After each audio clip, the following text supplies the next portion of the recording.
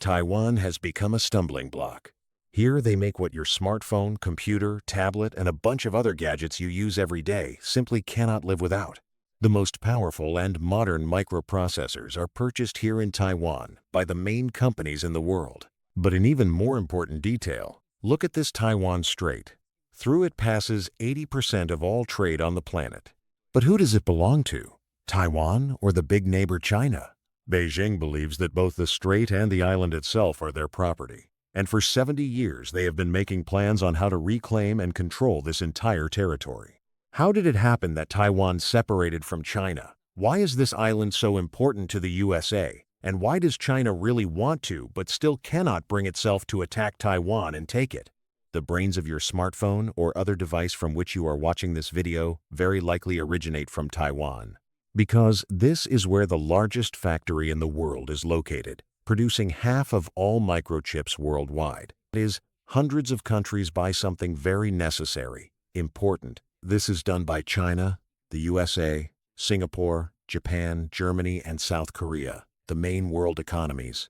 But none of them officially recognize such a state as Taiwan. Everyone recognizes China, considers Taiwan its territory, and all of this is enshrined in their constitution. The Taiwanese themselves internationally call their country the Republic of China, and it is already written in their constitution that they claim the entire territory of China, this small island included.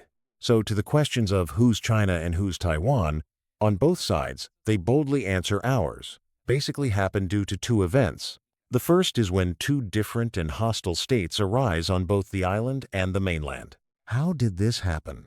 The first half of the 20th century, on the huge territory of China, a civil war raged for 22 years from 1927 to 1950. Who was fighting whom? Well, as was common in the 20th century, on one side were the communists, on the other, the nationalists. The main historical figure for one was Mao Zedong, and for the other, Chiang Kai-shek. In the end, Mao won the war and created the Communist People's Republic of China. But Chiang Kai-shek lost the war, and to avoid being killed by the victorious communists, he and 2 million supporters crossed the strait and ended up on the island of Taiwan. There, Chiang Kai-shek created his own state, which would never be called Taiwan. But you remember the Republic of China, and nothing else. It was exactly this, not the new communist China that was recognized by the UN countries, and not just recognized the guys from Taiwan were permanent members of the Security Council. To understand, there are only 5 such influential players in the world to this day: the USA, the Soviet Union, France, the United Kingdom, and China. As in Taiwan. When and how will everything change? On the 25th of October, 1971, at the UN headquarters in New York, it was decided that this state, with this flag, was called the Republic of China. For 26 years they were in our Security Council, were considered winners of World War II, and were called China. This is no longer China for us. And now China is those guys with the red flag with whom our UN troops basically fought in Korea. They are now permanent members of the Security Council. Here is a clear illustration. How many countries recognized Taiwan in 1949, and how many recognized China? And how did everything change 70 years later? Now everyone befriends China, and almost no one has official diplomacy with Taiwan. Why does this happen? Well, first of all, China today is the second economy in the world, and due to its status and influence, Beijing makes a simple demand to everyone. If you recognize Taiwan, it means you do not recognize us. And who can afford not to recognize China and quarrel with it? In general, everyone pretends Taiwan does not exist, but it does, and so Taiwan tries to loudly talk about itself. For example, in 2003, the island built what was, at that time, the tallest building in the world, the Taipei 101 skyscraper, because it has 101 floors. And even though today Taipei 101 is no longer in the top 10 tallest skyscrapers in the world, visually it remains one of the most memorable, and the clearest position is held by the guys from the USA. They are the ones who initially invest money and weapons into Chiang Kai-shek's regime. Taiwan is simply the perfect place to create a political and military headache, right under the belly of communist China, or, as is common in politics, a counterbalance. But then the Americans themselves get closer to that very communist China. Why? To create a counterbalance. Follow the timeline. October 1970. President Nixon, in an interview with the British Times, says he dreams of going to China. In July 1971, the president's national security advisor Henry Kissinger fulfills the boss's dream and secretly goes to China through Pakistan, but naturally for negotiations. I have undertaken initiatives in several areas. Yet in October 1971, American representatives at that UN vote against replacing Taiwan with that mainland China. Actually, America's vote on this issue doesn't decide anything, so for form's sake they can of course support Taiwan. Because already by February 1972, President Nixon shakes hands with Mao Zedong in Beijing. And on the 1st of January 1979 under Deng Xiaoping, the USA officially recognizes China. Today, advanced and super expensive semiconductors for American IPLs and Intels are bought there. In the mid-century, none of that existed. No companies, no semiconductors, but cheap Taiwanese labor did exist.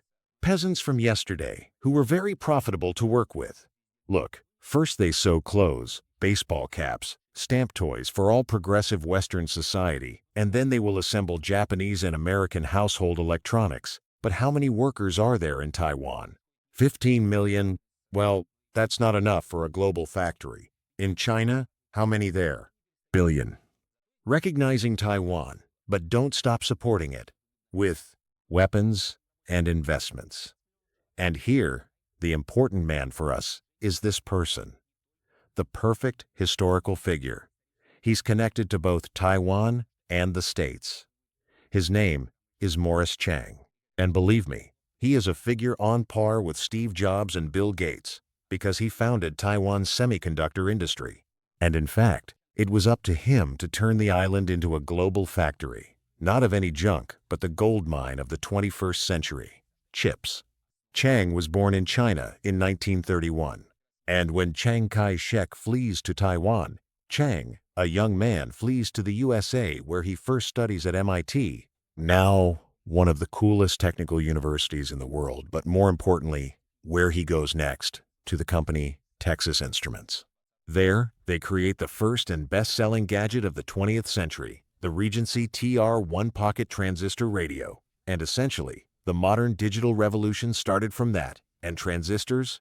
And from 1958, Chang begins there as a simple developer, but over 25 years rises to vice president and naturally learns not only how to manufacture chips, but also builds connections with all leaders of high-tech companies in America and worldwide.